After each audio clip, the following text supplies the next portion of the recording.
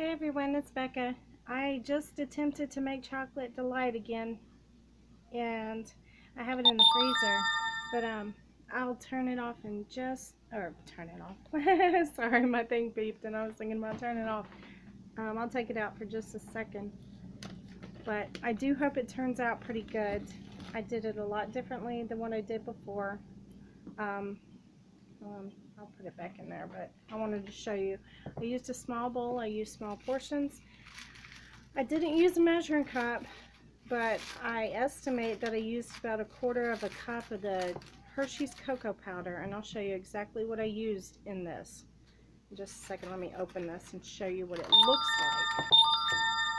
Yeah, there goes my notifications. Okay, yeah, it's going to take a little bit to get hard, but this is what it looks like. Whoops. I don't know if you could see it, but it looks almost like a pudding. So the consistency is good. And I'll put that back in just a second, but this is what I used. I used the Hershey's cocoa powder. Like I said, about 1/4 of a cup. I poured maybe about, I want to say 1/3 of a cup of this Dream Blends. I used a different one this time. The Dream Blends Coconut, Almond, and Chia drink, and it's unsweetened. So about 1/4 of a cup and 1/3 of a cup. And I mixed it with the agave. I didn't put any other sweetener except for this. And I poured this, literally. It was almost on about right here. And I used about that much. I would say maybe about 1/4 of a cup, maybe a little more than 1/4 of a cup. It may seem like a lot to y'all, but I love milk chocolate, so yeah, I had to use a lot. This helped it make it a lot more sweet. And this Spectrum organic coconut oil, this stuff is really expensive, so I was real disappointed in the last batch that I made, because I used yeah, about 2/3 of it, so I didn't have much to work with. And I used maybe about 1/4 of a cup, I would say.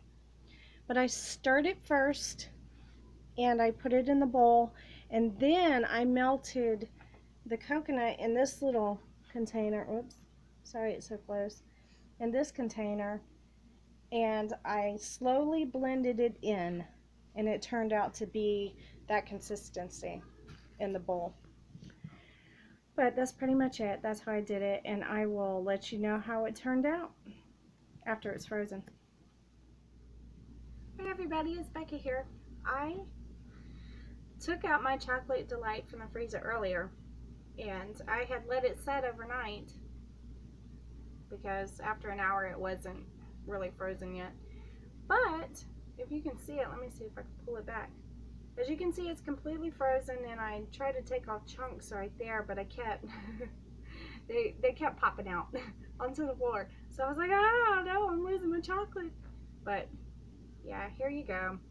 It's completely frozen. I set it in the fridge, and I am going to attempt to take it out and taste it and let you know how it turned out. So just 1 second, I'm going to pause it because I really don't want these things to pop out again.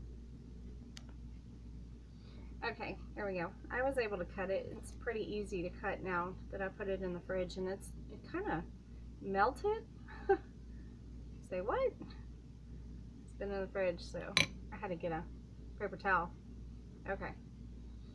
This is my chocolate delight. Ooh, it's cold, but it's slippery because it's melted kind of. But yeah, big chunk.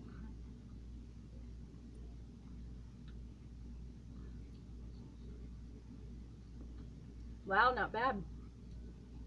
Yeah, it turned out pretty good. So if you want a real simple chocolate delight, definitely go with mine. It tastes pretty good. It does have a little dark chocolate flavor to it, but it is sweet, and there's no strong aftertaste.